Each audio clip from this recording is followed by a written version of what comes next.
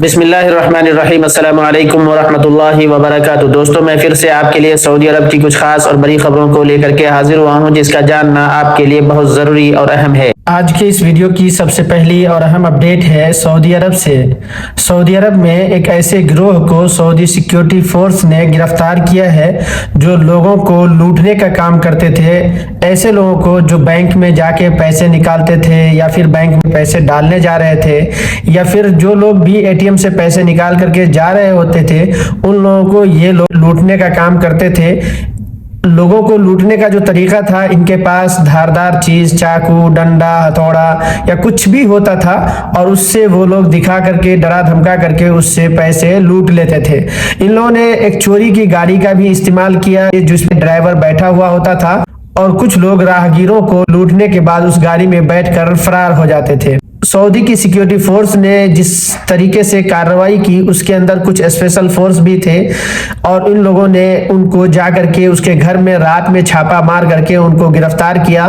ان کے پاس سے لگ بھگ 2 ملین ریال یعنی 20 لاکھ سعودی ریال کیش بھی برآمد کیے ہیں، جو یہ لوگ لوٹ کر کے جمع کیے ہوئے تھے، اور یہ تمام کے تمام غیر ملکی ہیں، اور ان غیر ملکی کا تعلق ایتھوپیا سے ہے۔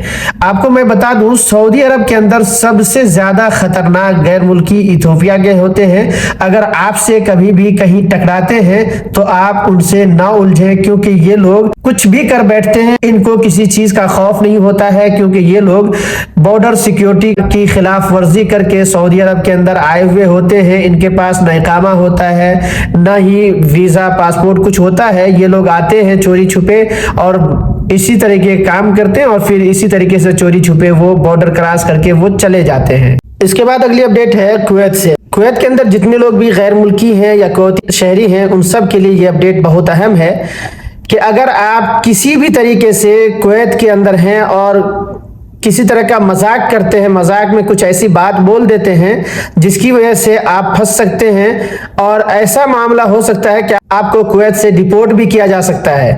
معاملہ ہے کویت کے انٹرنیشنل ایئرپورٹ کی۔ کویت انٹرنیشنل ایئرپورٹ کے اوپر ایک مصری شخص نے اپنے سامان کی تلاشی کے دوران اس سے سیکیورٹی اہلکار نے پوچھا کہ اس میں کیا ہے۔ اس نے کہا کہ، لیکن جب اس کی تلاشی لی گئی تو اس طرح کا کوئی سامان تو نہیں ملا۔ جب اس کی پوچھ گچھ کی گئی تو پتا چلا کہ اس نے مذاق میں کہا تھا اور مذاق کیا تھا۔ الجلیب پولیس اسٹیشن میں اس کی شکایت کی گئی۔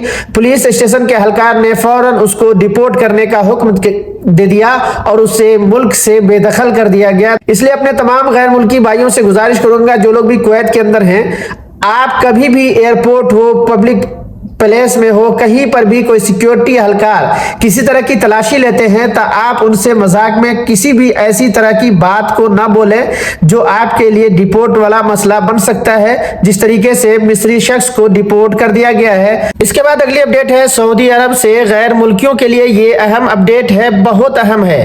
آپ جو لوگ بھی سعودی عرب کے اندر ہیں اور سوشل میڈیا چلاتے ہیں، فیس بک، ٹویٹر، انسٹاگرام یا کسی بھی طریقے کا سوشل میڈیا استعمال کرتے ہیں، تو آپ اپنے سوشل میڈیا کے اوپر آ کر کے اپنا حلیہ نہ چھپائیں، اپنی پہچان نہ چھپائیں، کسی اور کا روپ دھار کر کے نہ پیش کریں۔